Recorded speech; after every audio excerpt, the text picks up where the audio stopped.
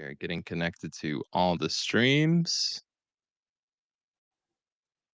Anybody watching, please holler at us from the chat from wherever you are. Abby, hello. Nice to see you again.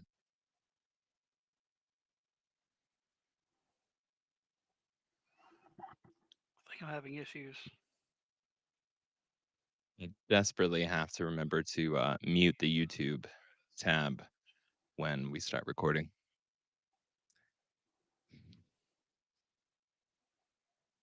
D-Booz, did I lose you, bud? Are you there? I think I'm having issues. I think you are.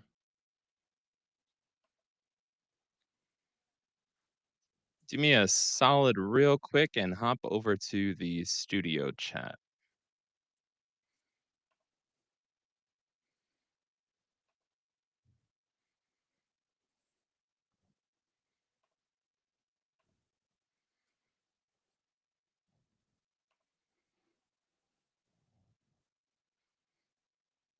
All right. Thank y'all for bearing with us while we're kind of getting set up here. Um, thank you, Laura.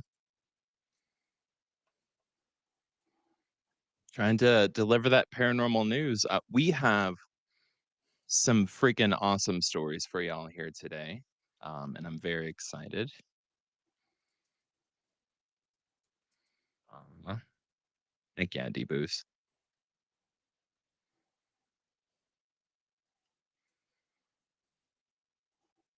Not sure if we lost D Booze or not.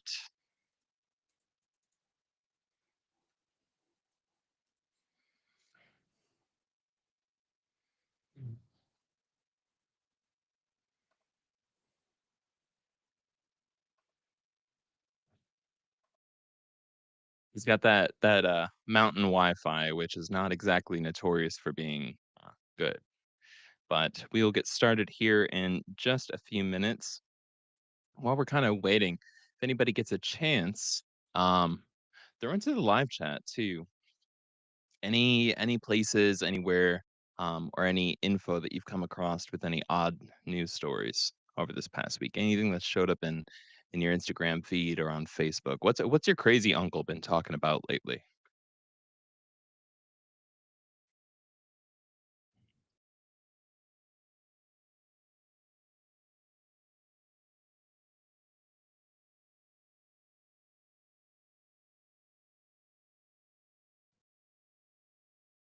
And hello to whoever's watching us over on Twitch. We are trying to get on there a lot more often, and we appreciate you showing up. And to the individual on Facebook, the person that's coming in on the Black Cat Reports, YouTube station, we see ya and we love ya.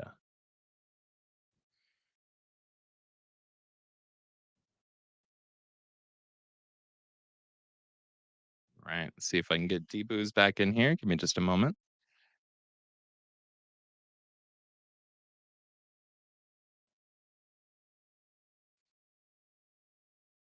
D-Booze is restarting his laptop. Okay.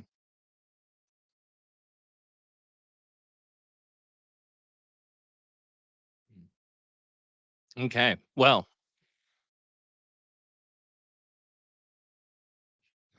let's. Should have happened with stories? I can wait. I'm gonna wait for D-Booze. Give me just a minute, y'all. I have to say, one of the things that I am most excited about happened in Patagonia, Chile, just the other day, which we're going to be covering as one of the first stories here tonight.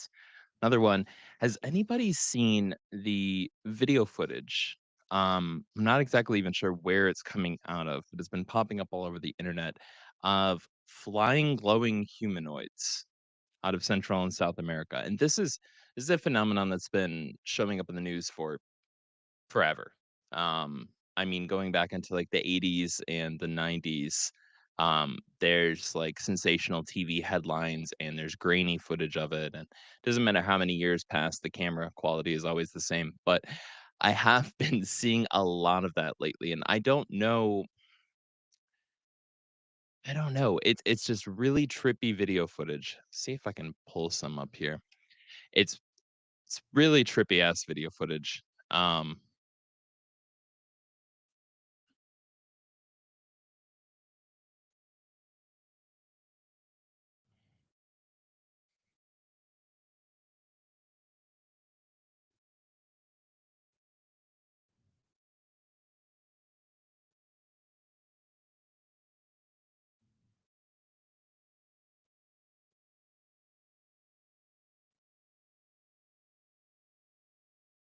it's from 9 years ago. Let's find one more recent.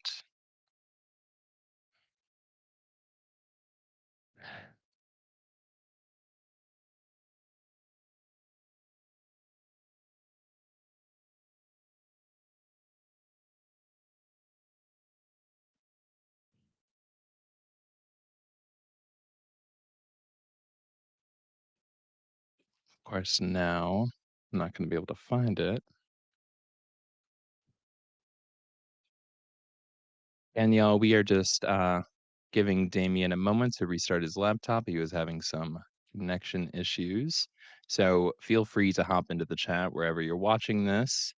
Leave a comment. Let us know if you've come across any odd news over the past week. And yeah, tell us what's been on your mind.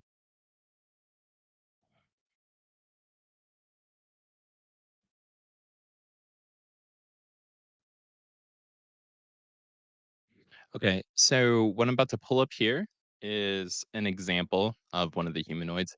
It's not quite the one that I had in mind. This one is from 2 years ago in Brazil, but it is pretty goddamn trippy. Um, it's up to you to decide if you believe in it or not. Aqui, gente, ó. Acabou de baixar aqui no Corvo Play aqui, ó. Olha aqui. Acabou de baixar. Baixou agorinha aqui no Corvo Play. Aqui, gente, ó. Acabou de baixar aqui no Corvo Play aqui, ó. Olha aqui. Acabou de baixar. Baixou agorinha aqui no Corvo Play. Aqui, gente, ó.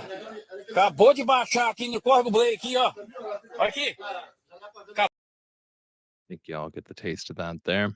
Um, yeah, what do y'all think? It's definitely something that has been covered all throughout Latin America for a long time, and there's plenty of videos of these humanoids just cruising on by like they're on their way to work. Damien, how goes it? I'm here. Had to do it from my phone. Ah, well, you look good. Yeah, I don't know what happened. So hopefully I can run it from my phone again. Let's give it a shot here. Again, thank y'all for tuning in, and thank you for bearing with us as we deal with mountain Wi-Fi. Again, on occasion it's going to be the same on my end. So, and we do have a thunderstorm coming through here. I think any moment now I'm supposed to be getting heavy rain on my end. That's fun. Yeah, and this is after I just came across a news story about a live streamer getting struck by lightning while live streaming. That is too it is too graphic for me to even like show. It's like pretty if you can find the footage, it's pretty intense. It's pretty bad. And it does make me a little bit nervous as I sit here in the attic of my house live streaming during a thunderstorm, but you know, they'll just say that he died like he lived, drinking a beer, Right. blabbering on camera. Let's see. Abby said, "This may be a wild take, but could it be an angel?" I've heard of some described like that. That's a good point. I do often I do often wonder about the biblically accurate angels though that have like, you know, 19 wings and like 400 eyes and they look like 16 wheels like spinning you should if you get a chance look up a biblically accurate angel like the actual people trying to draw how the Bible describes angels. They don't look like your traditional depictions of like Gabriel at all. They look like an acid trip. But Interesting. yeah. Not Yeah. even sure what we're talking about because I missed that portion, but No, no. I was stalling, waiting for you, buddy. Stalling, waiting for you. I'm glad you can make it on. Now, without further ado, let's get this rodeo going. Again, D-Boost, hop in at any point. Throw in your thoughts. I know you haven't seen all these crazy stories that I have lined up here today. You're kind of the sounding board, the ideas, the point person between the person reading and the audience here. Also, if you have any thoughts to put in, everybody else, we 100% want you to interrupt us. Hop into the live chat, wherever you're listening to this. Tell us what you think. Tell us you've come across any stories. This is an entirely new take on the Beer Booze Boogeyman show. We're still in the beta phase. We're still testing things out here. Everything's up for grabs. So we want your ideas. We want your thoughts. We want your input. Don't be shy. We're doing it for you. So just saying. Now, let's get going. Hello, everyone, and welcome to another round of Paranormal Happy Hour, a Beer Booze Boogeyman production. My name is Gil, and joining me on this odd journey into the incredible, Damien. Damien, how you doing, bud? well, I'm finally here, so I'm doing great now. Hell yeah, we're glad you are. Let's see. Cryptid Bits asked, "What type of beer is that? I've been trying to read the label. Haha. It is a double high pitch IPA by Highwire, which is located right here in Asheville, North Carolina. Hair Force, always nice to see you, bud. Hello, hello. And I don't know if you're talking Now, about mine or not, but mine's deviled spiked. This is fruit punch, and it's pretty rad. yes. Now, for those of you that don't know, Paranormal Happy Hour is a dedicated dive into the strange, bizarre, and anomalous news to pop on in the background as you go about your day-to-day life. It's just something to inspire your random thoughts and eventual Googling. So, as you hear us cover these stories, hop onto Google, dive into them, look it up, try to find out a little bit more info. The fact is, this world is so full of the unbelievable and bizarre. We don't have time to do a dedicated full broadcast. We've got like 30 stories over here from just the past 4 days. Now, this has all been set up because, to be very honest with you here, in a world where no one believes the news, we might as well talk about the unbelievable. At least that way we're being a little bit more honest. Now, first up tonight is odd news.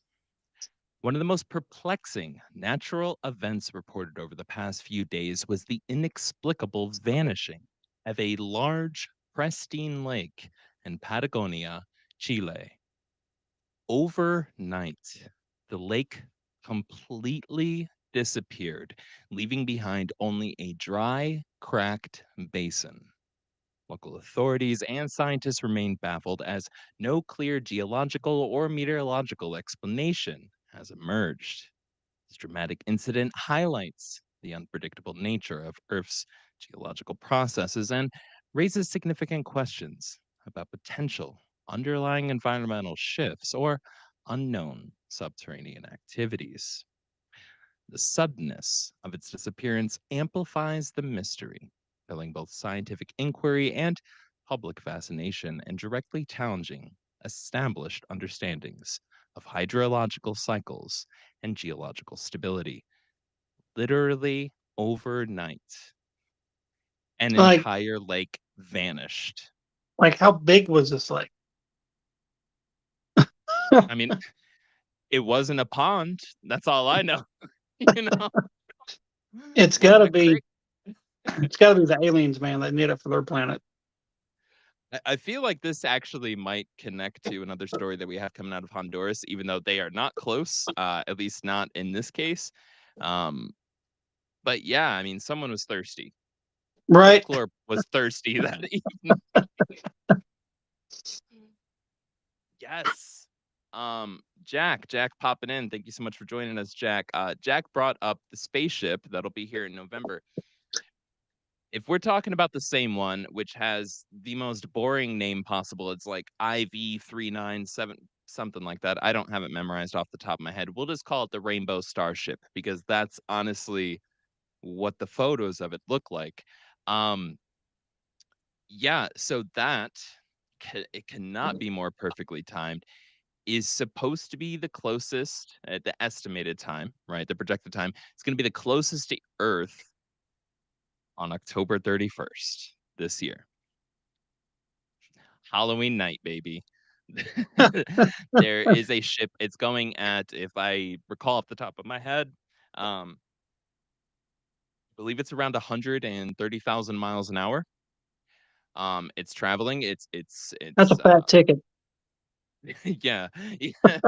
Uh, you're going to jail for that one, buddy. But no, it's if I recall, it's first off, it's interstellar. It's coming from a completely another galaxy, right? So that's odd. It's not coming from our homeland, our little neck of the woods out in space. It's coming from outside, and with that, it's been changing trajectory. So like turning. Um, Meteors and comets aren't supposed to turn like that. Basically, they're supposed to go generally on a long elliptical orbit.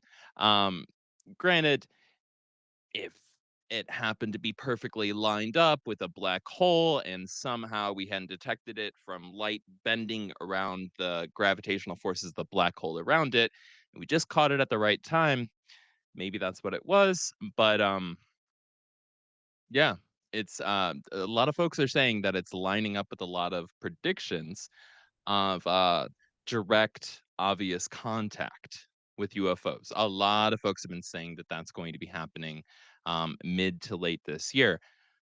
With that said, folks have been saying that every year for the past 75 years plus. So it's, take it how you want it. I'm always a doomsday denier, and as far as I know, I've always been right. And the second doomsday does happen, my opinion doesn't matter. So that's kind of how I feel about it. Oh, thank you, Hair Force. Yes, please, if y'all get a chance, encourage us to keep this going. We're gonna expand it. We're gonna be adding in cool visuals and sound effects and all that Right. jazz. But we're just trying this out right now. So if you want to get, a dose of daily or bi-daily odd news come to you, that's give us some encouragement. You know what I'm saying? We're susceptible to flattery. Now, moving on here. In a remote part in a remote part of India, villagers reported highly unusual synchronized behavior among local wildlife. Birds were observed flying in abnormal patterns while various animals exhibited uncharacteristic calmness or agitation. Such collective animal behavior often precedes significant natural disasters like earthquakes or tsunamis, or could be a subtle response to unperceived environmental changes. Locally, these events are frequently interpreted through the lens of omens or supernatural influences, underscoring the deep connection between unexplained natural anomalies and cultural beliefs. The one thing I do know for a fact is if I saw a shit ton of animals acting weird, I would GTFO. That's the number one thing you should Right. always do. Vacations cut early, kids. We're heading back to the Midwest. Right. Like that's we're getting out of there. That is, animals are being constantly, different types of animals are being used over and over again as early warning systems for major natural events, way before seismological equipment or anything even picks up, hey, there was a plate shift, there might be a tsunami, da da da da da. It'd be like a week beforehand, all the deers, all the birds, all the everything just vacate in mass numbers and get the hell out. So keep an eye on India.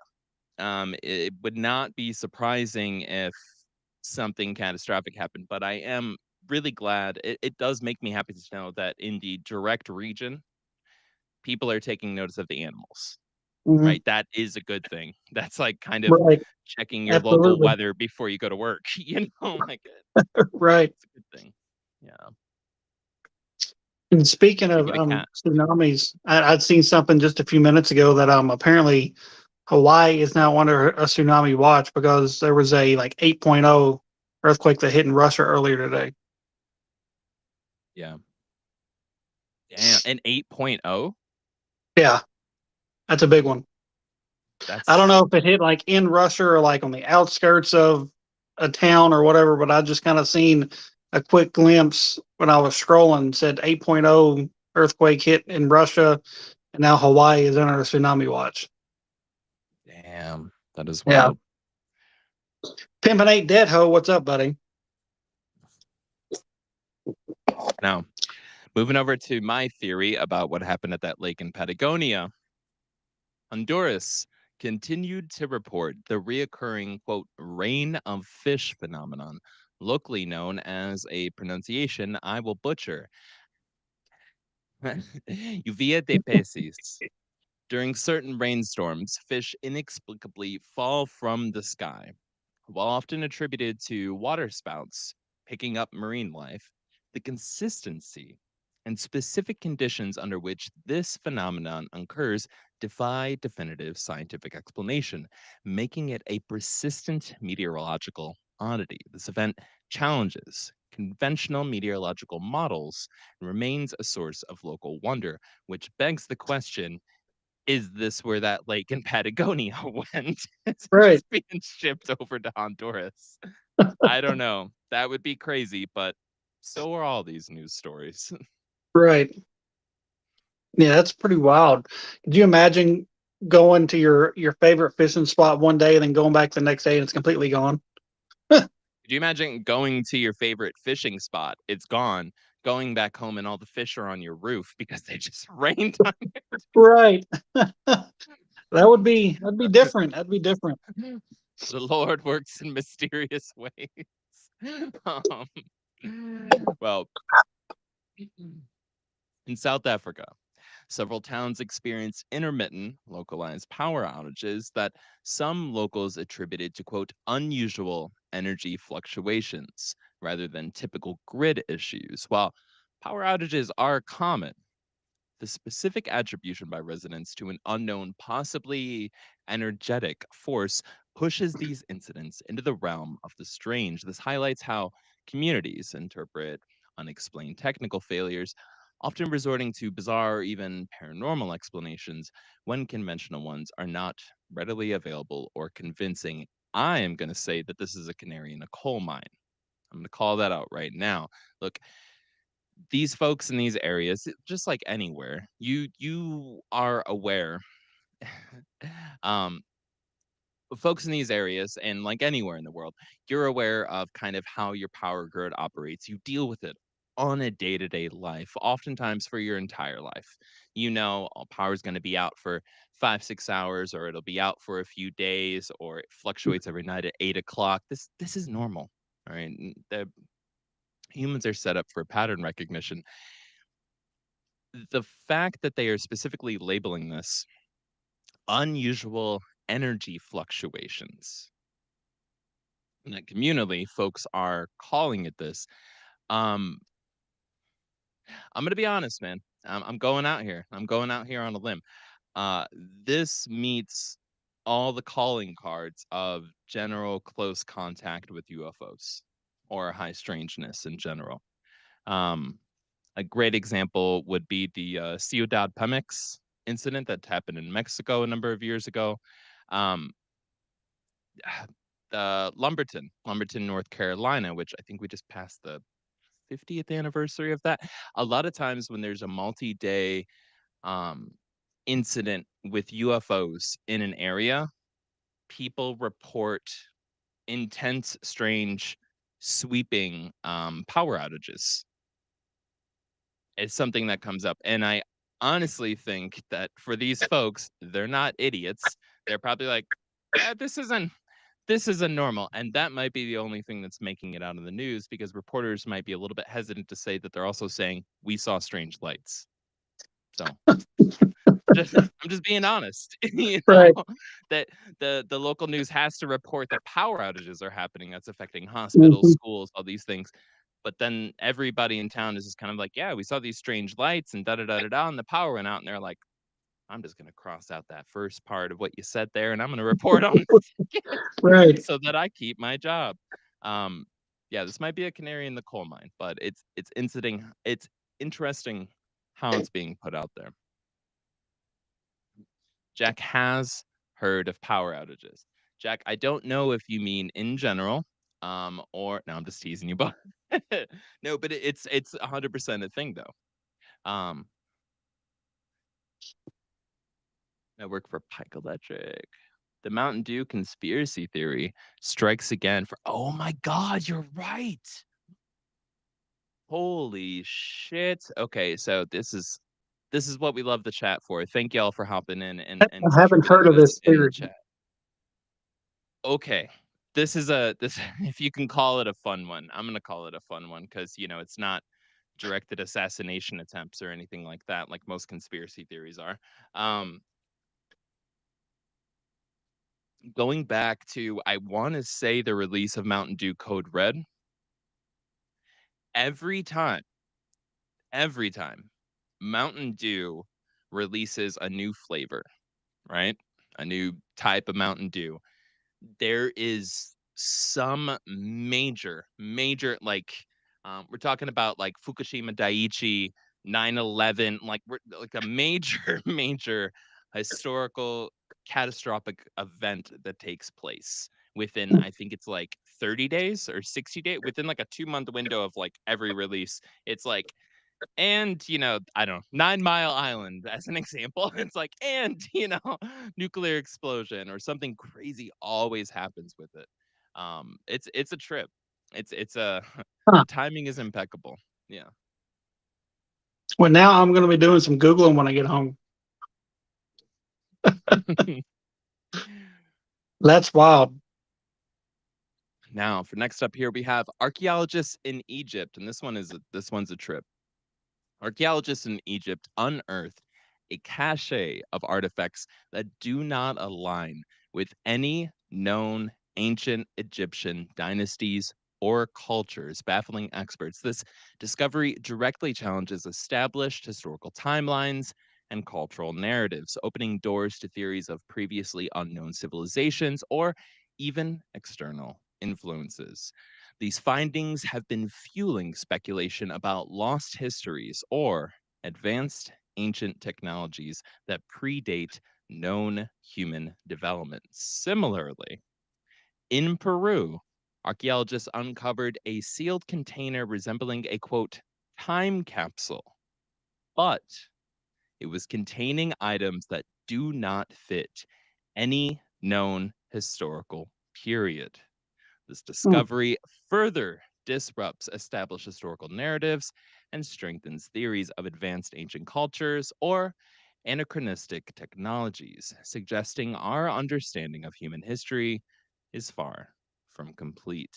This is the timeline theories around ancient artifacts being discovered. There's a name for it. I don't remember what the hell it's called.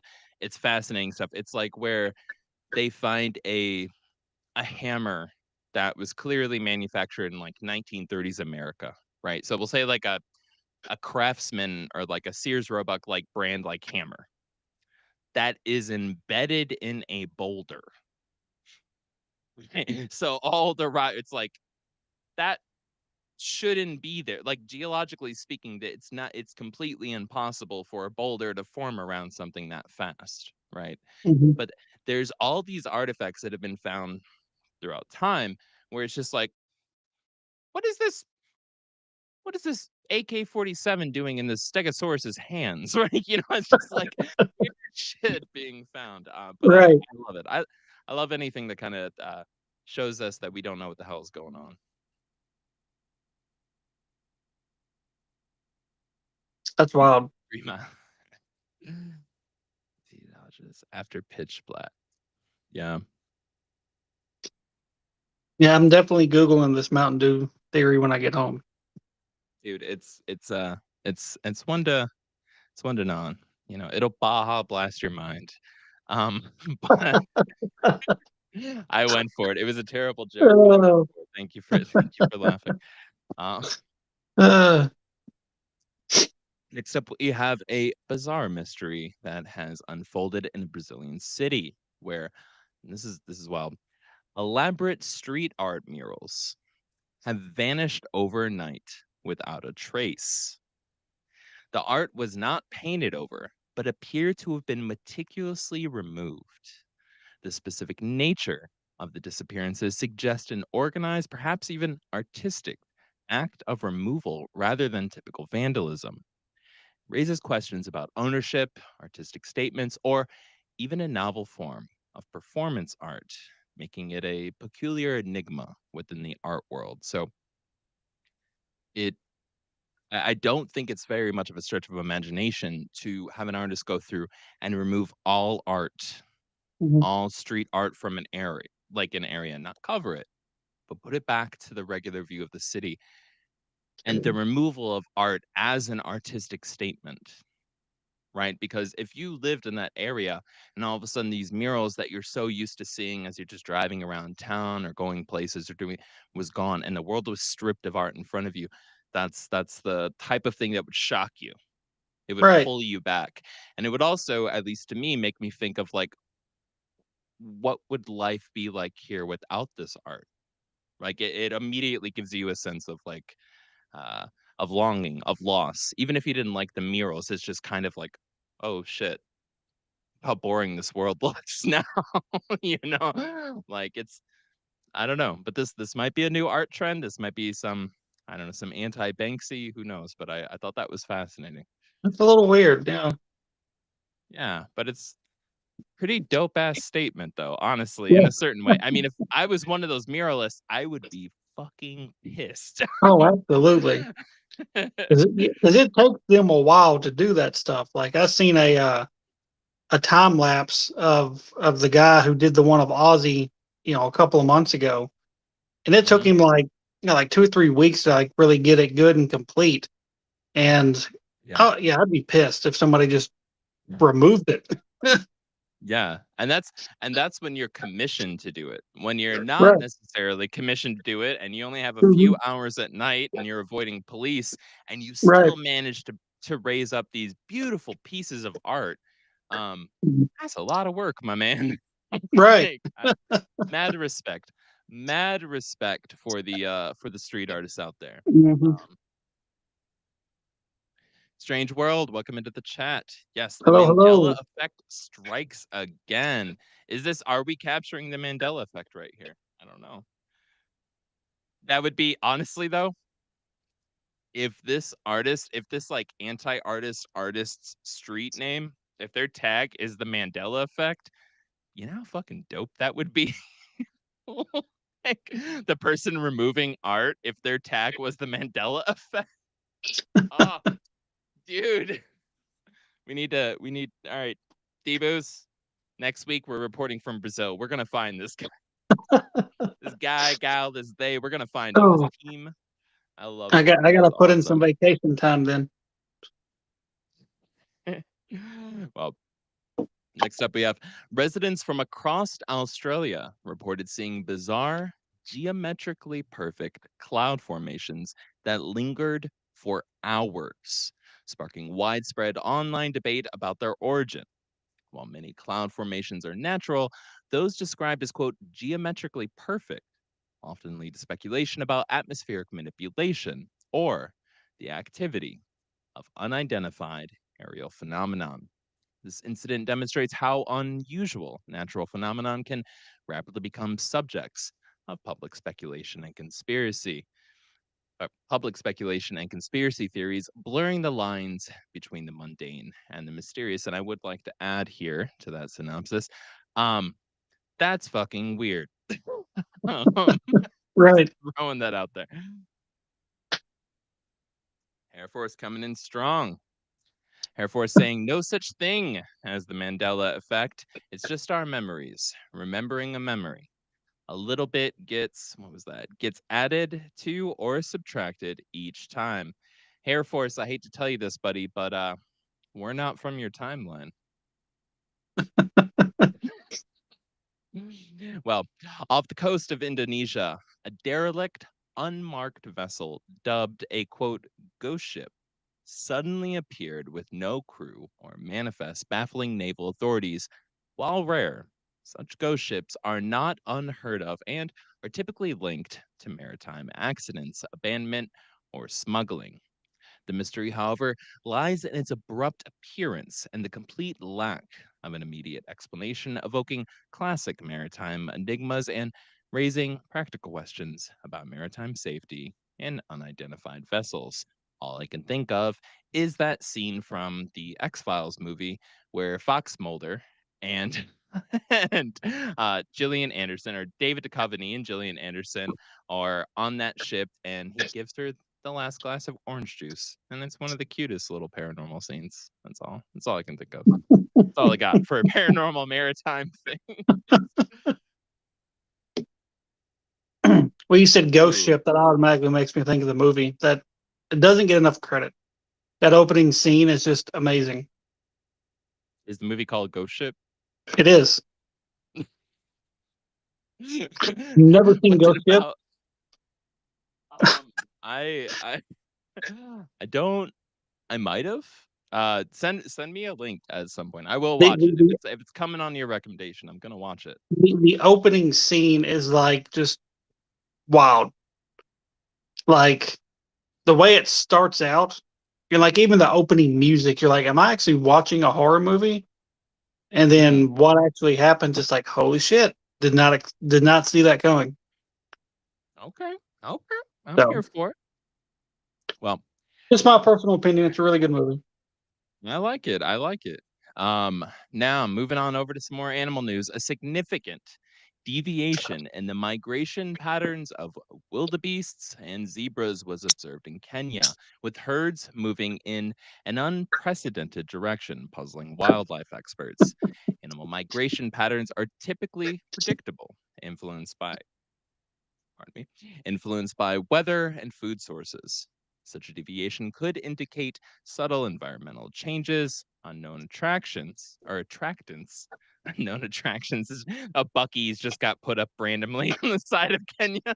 Everybody's deviating to it. Unknown attractants, or even a response to an unseen threat.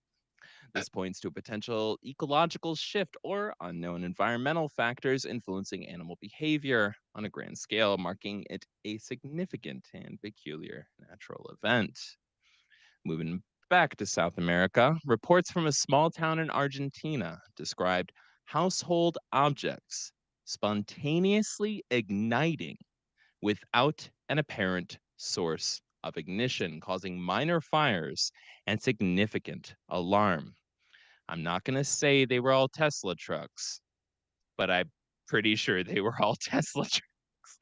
While often attributed to faulty wiring or gas leaks, this phenomenon takes on a strange dimension when multiple unrelated objects ignite, leading to speculation about poltergeist activity or unknown energy fields. Spontaneous combustion, especially of inanimate objects, is a classic unexplained phenomenon that often straddles the line between odd news and the paranormal.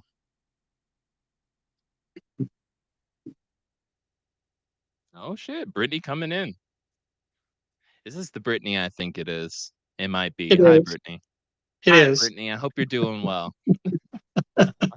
And thank you again to everybody that's joining us out there on Twitch and Absolutely. on both of the YouTube live streams. Anybody hopping into the Facebook, and anybody who's managed to hunt down our top secret Riverside account and are Oh pirating shit. this. You don't need to pirate this. We're on here for free, but I do Right. appreciate the effort. And It's important. I say it's important. You should break the law at least once a day. I think that's important. Well, individuals across various continents reported hearing strange, low frequency musical tones or hums, often described as, quote, the sound of the earth. With no identifiable source, these global hums have been reported for decades, attributed variously to industrial noise, geophysical phenomenon, or mass auditory hallucinations. The last one there, I'm just going to throw out as that sounds insane. Their widespread, unidentifiable nature makes them profoundly strange, affecting human perception and raising questions about environmental acoustics, geological activity, or even unknown atmospheric phenomenon. I gotta say, with looking at what is happening in Kenya with herds that are avoiding certain routes right now, and what was happening over in India, where the animals are just kind of like, yeah, we're just gonna GTFO um, in mass out of this region.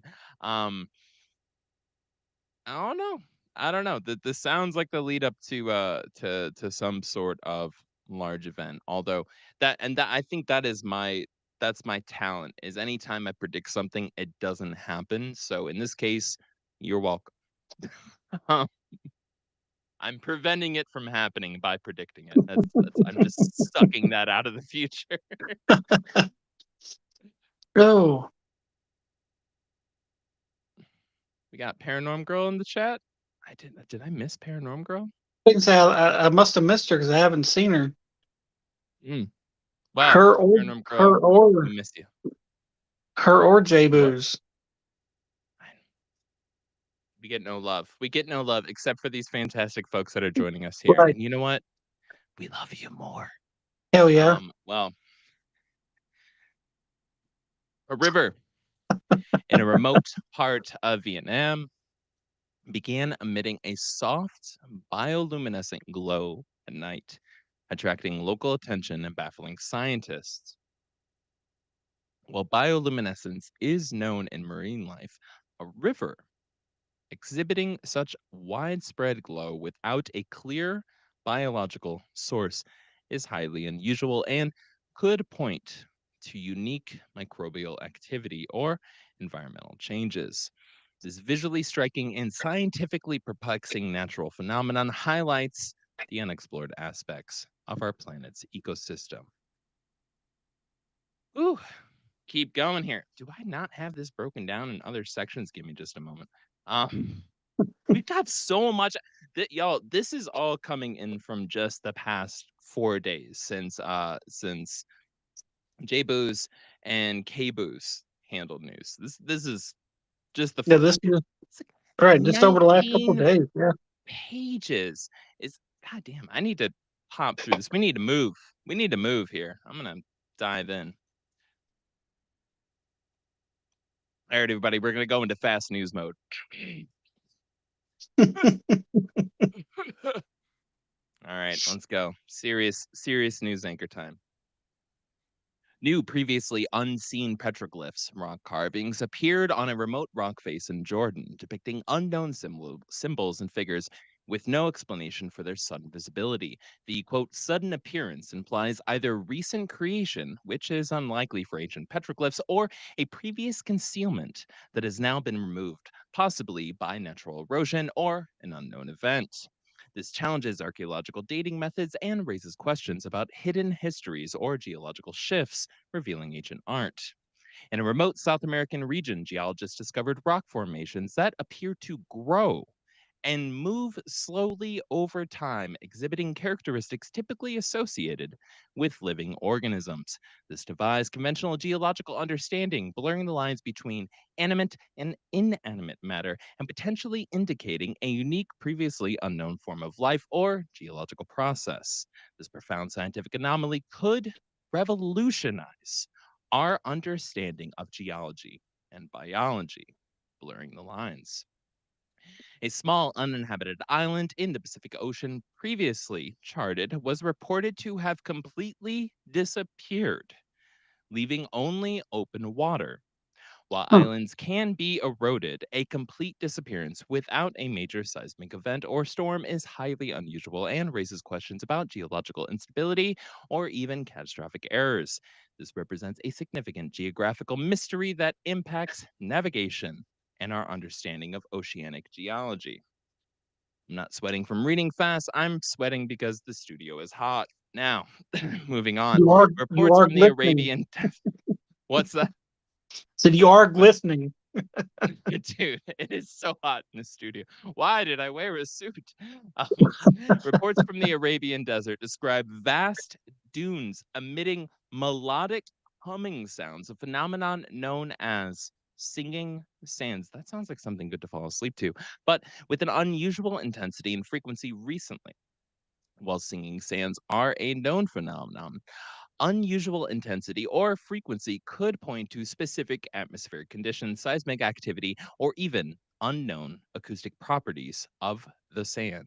This highlights the mysterious acoustic properties of natural environments and the potential to produce bizarre auditory experiences. Finally, intricate crop circles, far more complex than typical hoaxes, appeared overnight in fields in France, baffling farmers and researchers. While many crop circles are human made, the complexity and sudden appearance of some patterns often lead to speculation about non human origins or unknown natural forces. Crop circles remain a persistent enigma, challenging conventional explanations and fueling theories about advanced intelligence or unknown atmospheric phenomenon. Okay. Um, moving on. I could not read that fast. No, Huh? I'm out of breath just UAP. listening to you. Dude, somebody's got to breathe for us. Let us know what your favorite story is so far in the chat. I'm going to be honest. Out of all of them, an entire lake, the lake in Patagonia, missing Right. That's is weird. what? What? What? That is some of the craziest. Yeah. Everything else, I feel like, is a lot of like speculation, and it's a lot of like, Right. well, that's wild. And the falling fish, that's a known phenomenon that happens. But the consistency is definitely odd here. But a literal lake An disappeared, entire fucking lake. and just a cracked. You know what I'm saying? And it didn't even get into. This would be something that would be interesting to actually Google here. Is No, were there just, like, fish flapping still at the Right. bottom? You know, like, It's flopping what was around. left? And for it to happen overnight, like, that's, I think that's my favorite for the odd news segment here. That's pretty fucking awesome. Abby said that's her Now favorite too, and the Mountain Dew thing has really intrigued her. yeah, no, it's pretty trippy. Yeah, the Mountain Dew thing. The Mountain Dew thing, 100%. 100%. Doobie the head scratch or Doobie the cat. Doobie the head scratch. Doobie the head scratcher is your new name. Doobie the cat that loves head scratches. Yeah, the missing lake is a real head scratcher though. Like we can come from whatever angle we want in terms of believing in the paranormal or cryptids or ghosts or phenomenon. That's all fine. We can come in, we can come together. Hopefully y'all can enjoy the show. But to have a literal missing lake, there's Yeah. not a lot of nobody's nobody's coming in and saying like it's not real. Like, no, that's gone. The lake is gone. um, like we can all agree that's fucking wild. Mm. That's I love that shit. Now, The Mountain Dew thing moving gives back me to and Abby something to talk about at work tomorrow. as you're stocking Mountain Dew, you're just kind of like, Right. you know what kind of shit this company's involved in. Right. I don't know why you got that kind of southern accent now, but you do. As you're, it's your Mountain Dew Strange, accent. Strange said, "What about the Simpsons with their episodes that predict the future?" I've seen a lot of that shit, and it's pretty wild. It, it is. I've been noticing a trend. I love The Simpsons predicting the future stuff, Right. but I've noticed as two things have happened. As more folks have been learning about it, and as it's been easier to use AI, Uh huh. there's been a shit ton of fake Simpsons clips that have Yep. been getting put up as predictions. Um, I don't know. I shake my fist. Well, moving back over to South America here. A significant event involved a mass UAP, unidentified aerial phenomenon, formerly known as UFOs, formerly known as flying saucers, um, A mass UAP sighting over a major Brazilian city where numerous residents reported seeing multiple silent, fast moving lights performing impossible maneuvers in the night sky. Witness accounts consistently described, and that's an important thing here, consistently described objects changing shape and disappearing rapidly. The Mm. mass sightings are particularly noteworthy as they involved multiple independent witnesses, significantly reducing the likelihood of individual hallucinations or misidentification.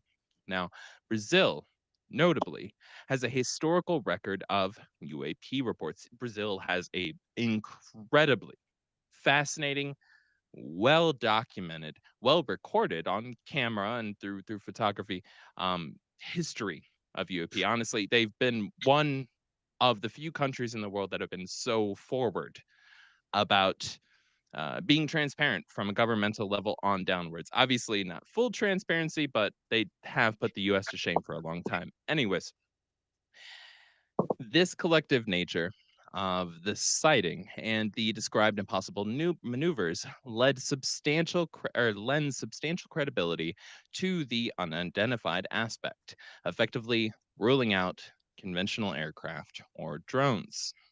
Before anybody says that it's some top secret USA craft, uh, maybe, but that doesn't explain shit happening 150 years ago, and so on and so forth. So I'm going to defend that. Well, in in African airspace, a commercial airline pilot reported a near collision with a metallic disc-shaped object at high altitude. The pilot stated the object moved at incredible speed, and air traffic control subsequently confirmed no known craft were in the area. Pilot sightings are often considered highly credible due to their rigorous training, extensive experience with aircraft, and professional responsibility. The absence of radar confirmation, on the other hand, for the object further deepens the mystery. This incident poses a significant aviation safety concern and points to objects operating within controlled airspace without identification or authorization, raising critical questions about airspace security. Now, Mm. moving over to Asia, naval personnel on routine patrol off the Asian coast observed and recorded a tic tac shaped UAP exhibiting transmedium capabilities, moving seamlessly between air and water. Folks that have watched anything about UFOs over the past few years are very familiar with this story, but it's getting repeated. Tic-tac shaped UAPs gained notoriety from the USS Nimitz incident and military observations, especially when corroborated by sensor data, though not specified in the specific instance, are subject to intense scrutiny. I don't know why I threw that line in there. And this is also important here too. I'm going to point out that the transmedium capability. Debus, are you familiar with transmedium? That phrase? I've heard of it, I think. Okay, so when a UFO, a UFP, or UFO or UAP, right, um, moving through the sky and it's, going 40,000 miles an hour, whatever, and then just drops down into the water and comes back out or starts moving through the water at the same speed it's able to move through the sky, or in very trippy circumstances, goes straight through a mountain. Like an Oh, an aircraft, more or less an aircraft, a dimensional craft, however you want to put it, goes through physical objects at the same rate of speed that it would go through air. Doesn't slow down, is being picked up on radar, being seen by folks, right? You have multiple different points of sensor. That's when it's saying transmedium, it's saying it can just cross through multiple different mediums, multiple different types of services. huh. When it's doing that and combined with shit tons of people and it's recorded on camera and it's being picked up on radar, begs some questions of, is this a mass digital device hallucination? Right? It's not. That's not. That was a joke. But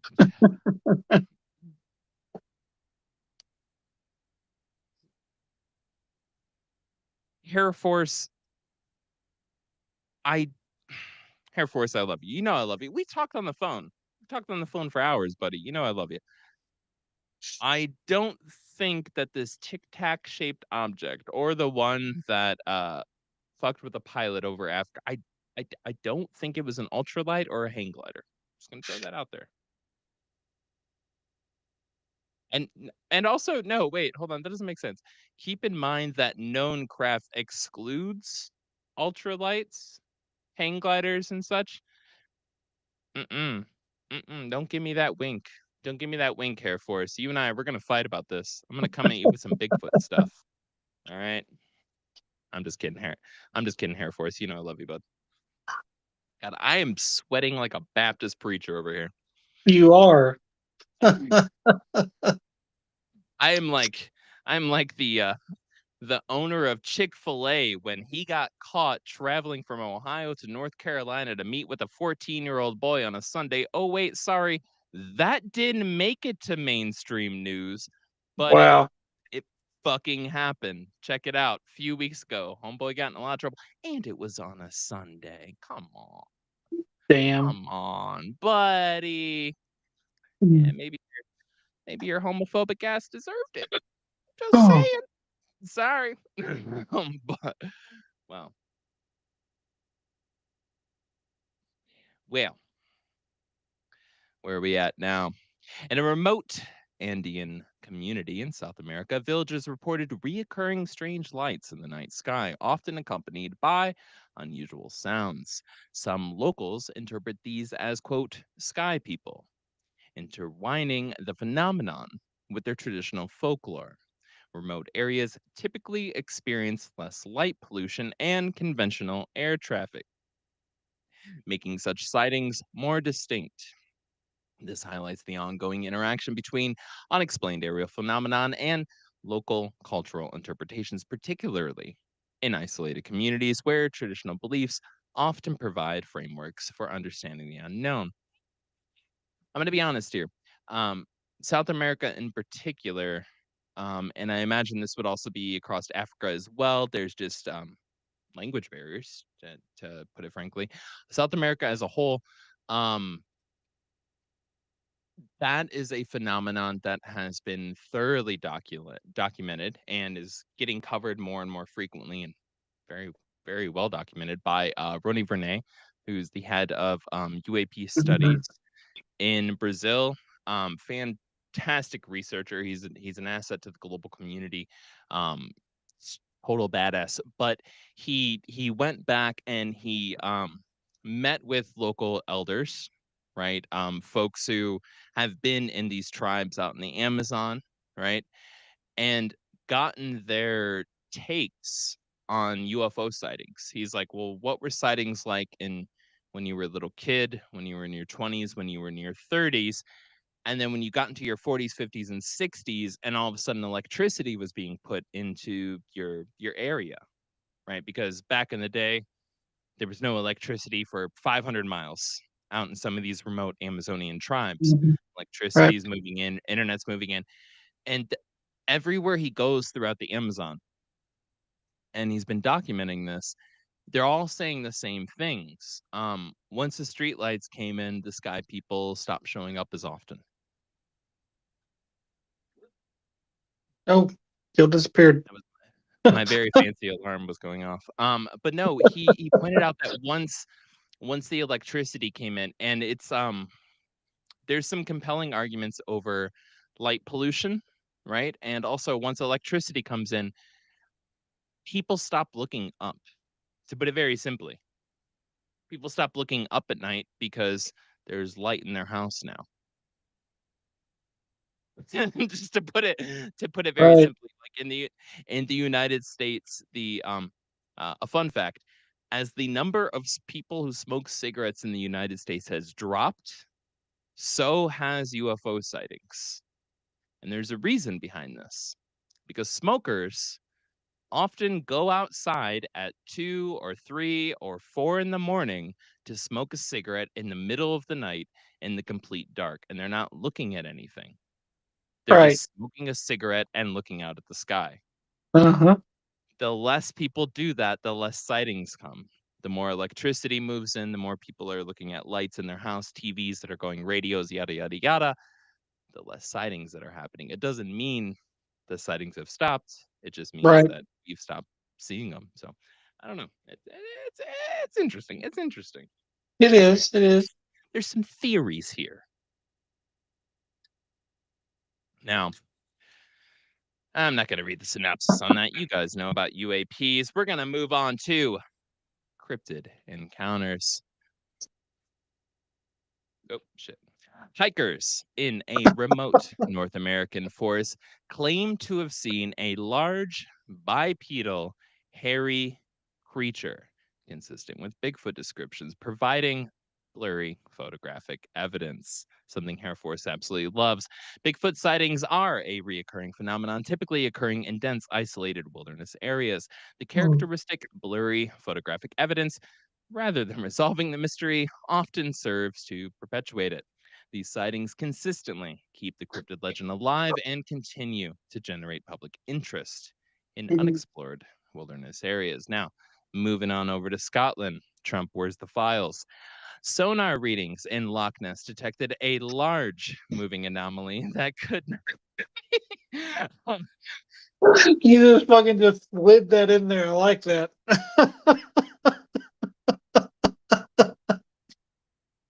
Oh shit. Okay, and I'm also pretty buzzed because this shit's got some alcohol in it. So but you just slid that right in there. That was good shit. Jack, I 100% want to hear about your UFO at Myrtle Beach. Also, everybody Hell can yeah. tell how tipsy D-Boos gets by how many jokes he laughs at that I Hey, I've been holding it together, but you know that got me. Whew. All right, Air Force continue. One is not gonna blow me. All right, Air Force, we're just I don't know. Actually, powder might be a good idea. I appreciate Oh that my part. shit, dude. Oh god. Whew. Okay, let's continue on with the Aw. cryptids. Aw.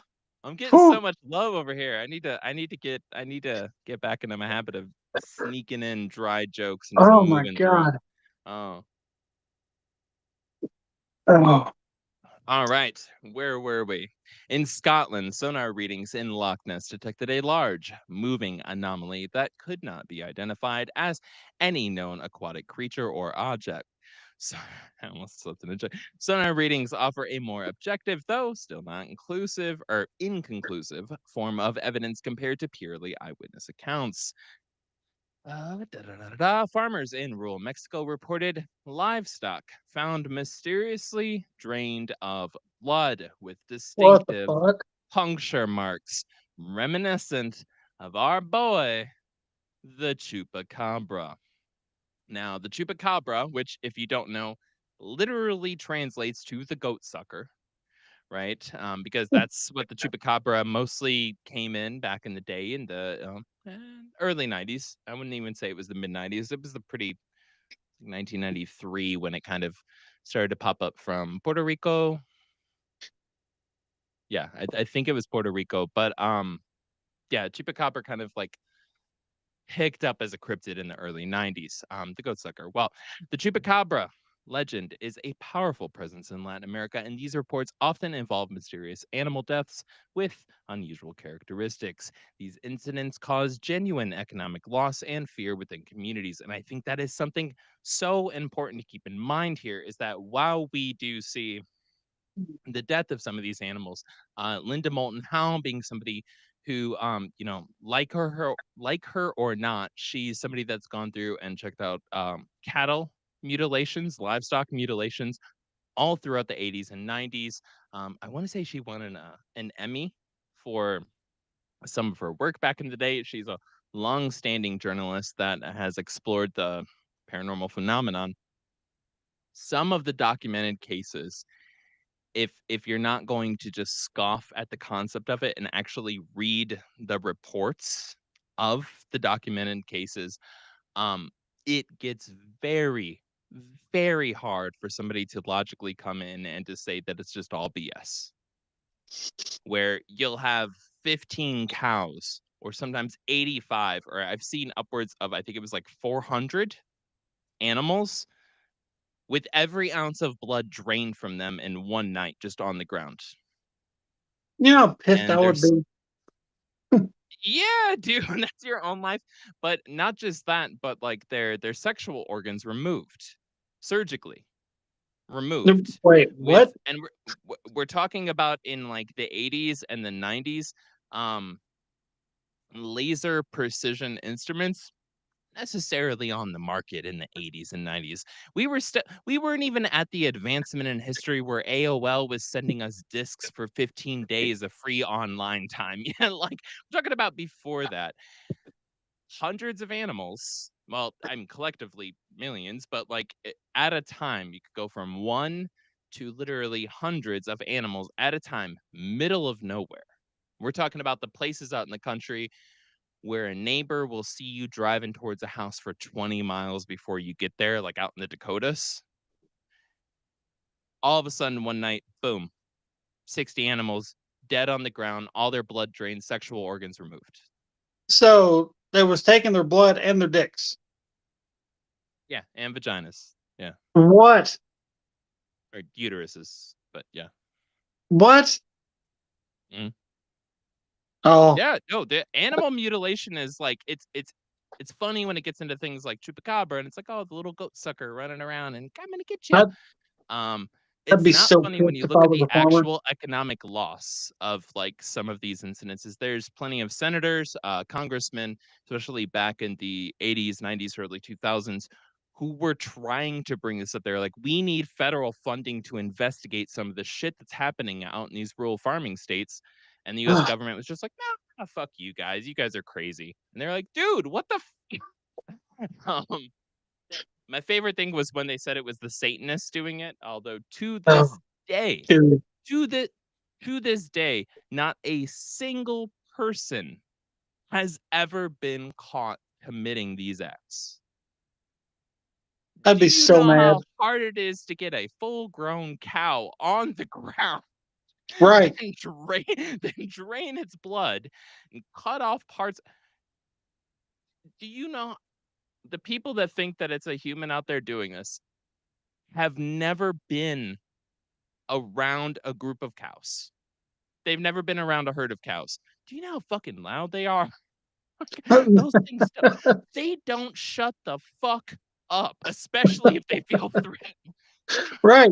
It's like 400 car alarms going off. I'm just saying, like anybody that's like, oh yeah, you could go in a dark hood and spray paint a pentagram on the ground and yep, yeah, you're a fucking idiot and you're gonna get stomped on. That's not happening. You're Oh showing you're God. from the city if you think that's a thing. Sorry, Right. I don't know what to tell you, Oh. Well, look who's in the chat finally, Gil. man. You are missing so much good news. Okay, Booze. Yep. I don't know what to tell you. Everybody else, again, thank y'all for tuning in. We really do want Absolutely. your feedback. What are the aspects of the insanity and the craziness that you like? What would you like to see less of? We Mhm. need that feedback. We're trying to grow here. We're trying to Right. bring you something new. Eh, Well, go ahead. And we're always open to stories too, because we may miss something. Yeah, 100%. Yeah.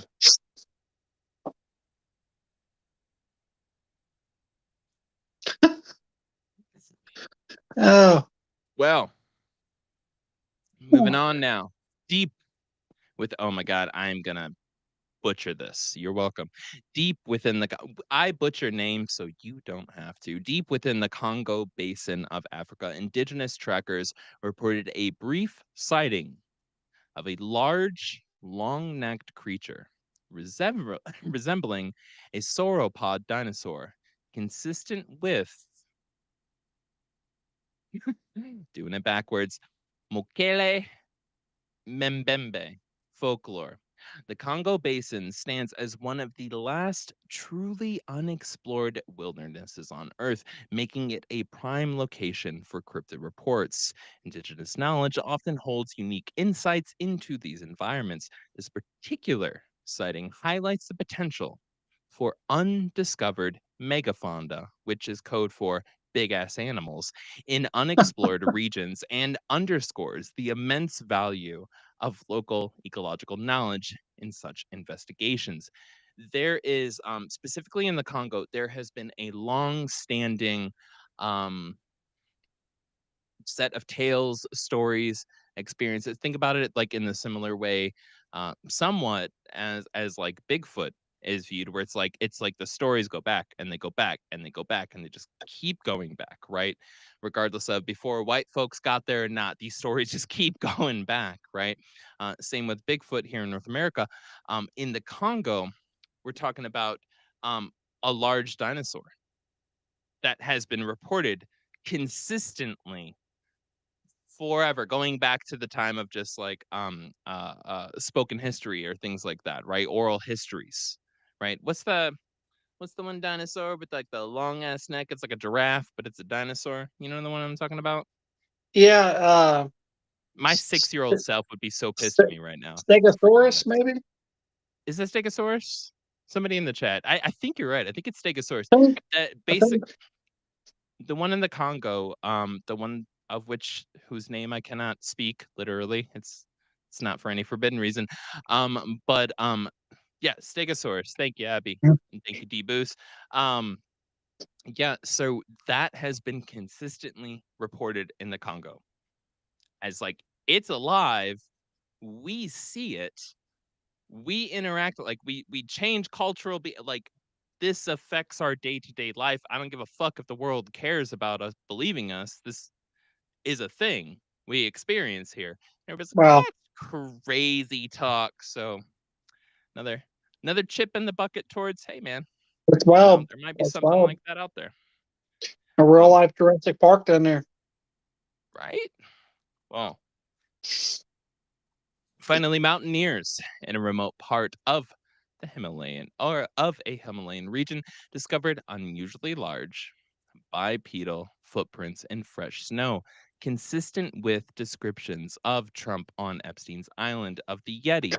The Yeti is a cornerstone of Himalayan folklore, and footprint evidence, while not conclusive on its own, is a classic form of evidence in cryptid investigations, and Epstein didn't hang himself. These discoveries consistently keep the legend alive and continue to fuel I'm fucking dying. expeditions into harsh, remote Oh god. environments. Ghislaine's gonna get suicided. The persistence of cryptid reports, Oh despite god. increasing global connectivity, reveals remarkable resilience of regional folklore. While Trump said that Clinton was on the list 15 times in the same sentence, he said there was no list. Reports of creatures like the chupacabra in rural Mexico, the Mokele Membe in the Congo Basin, and the Yeti in the Himalayas continue to emerge, each deeply tied to its specific Oh, geographic and cultural what is region. happening?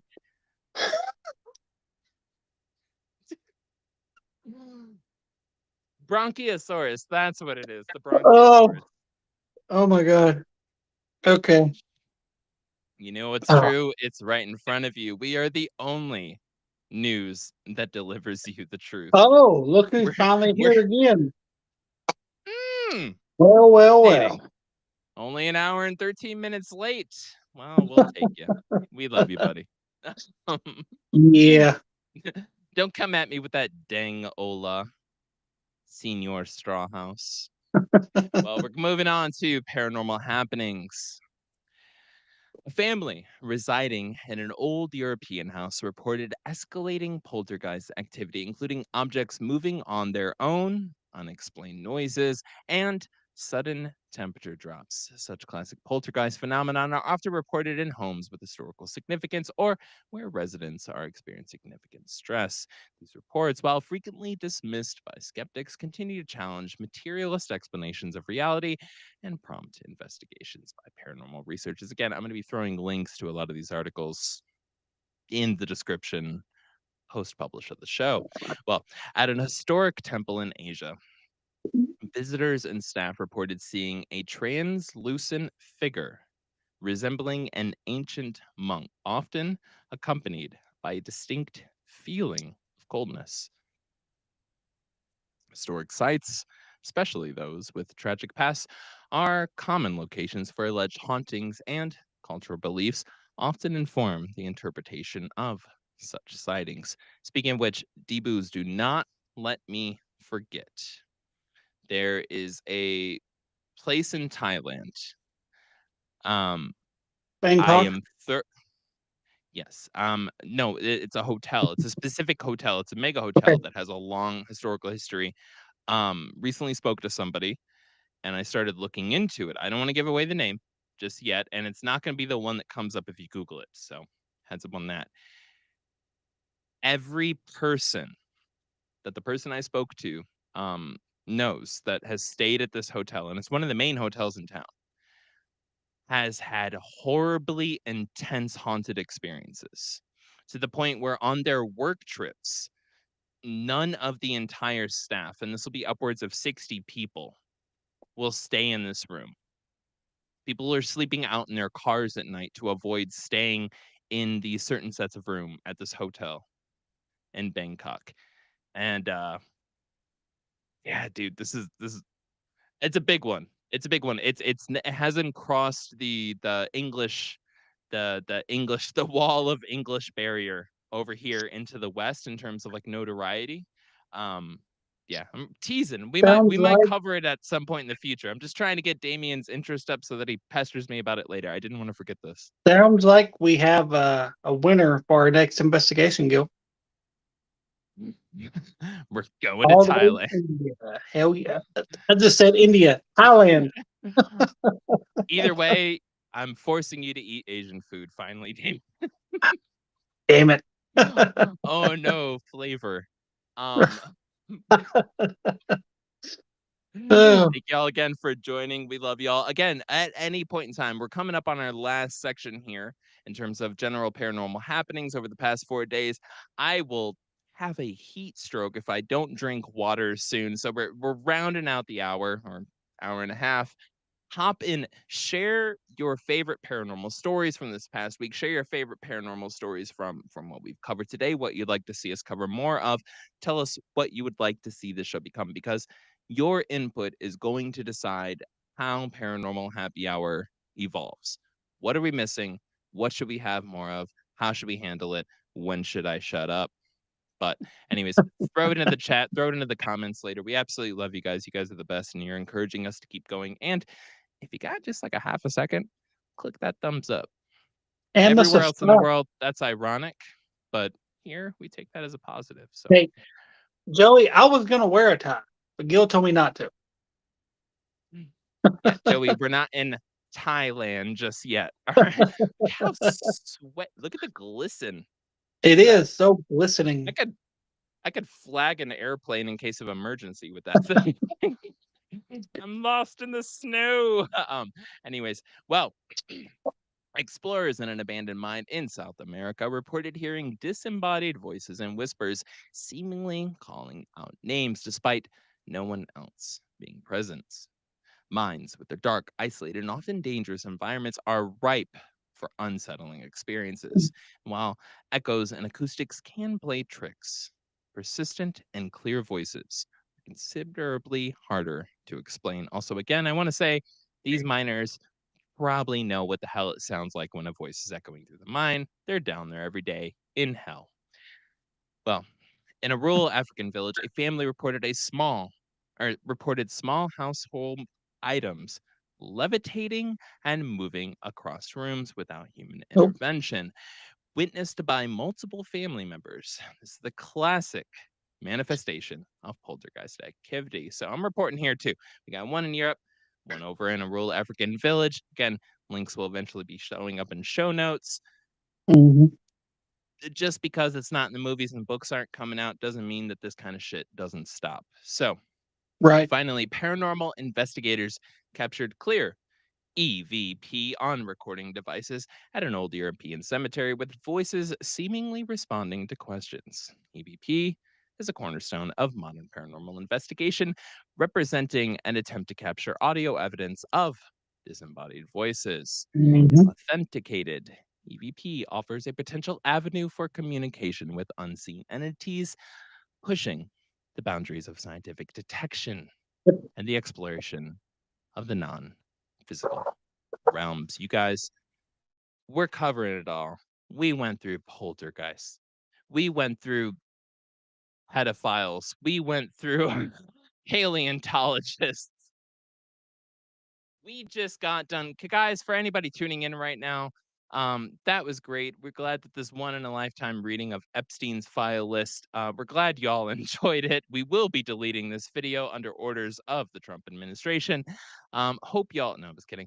Hope y'all have a fantastic night. D-Boos, what else do we need to say? What else do we need to tell folks before we sign off here? And thank y'all for joining us. Well, for one, a week from tonight, our newest full episode of Beer, Booze, and Boogeyman goes live.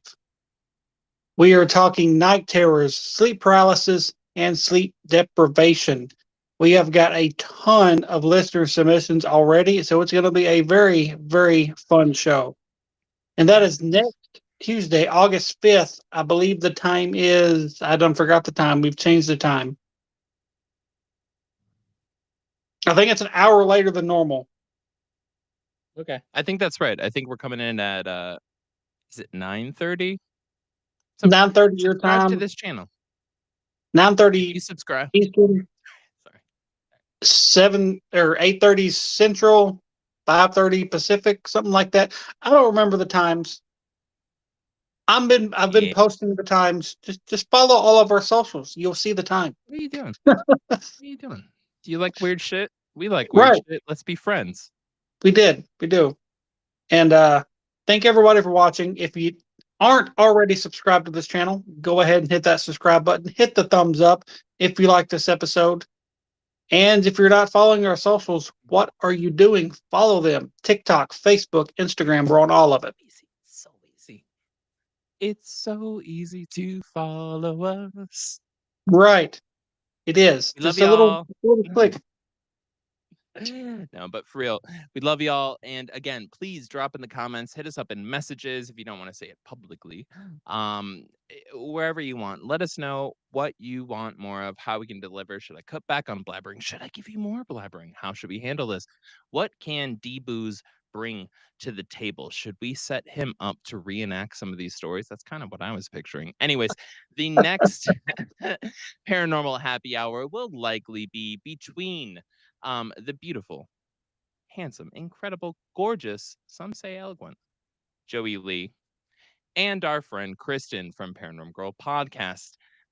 They'll probably likely be handling it, but it might be us. Who the fuck cares? Who the fuck knows? We'll see you when we see you. You guys have a great night. Have a good night, guys. Thank you. Subscribe.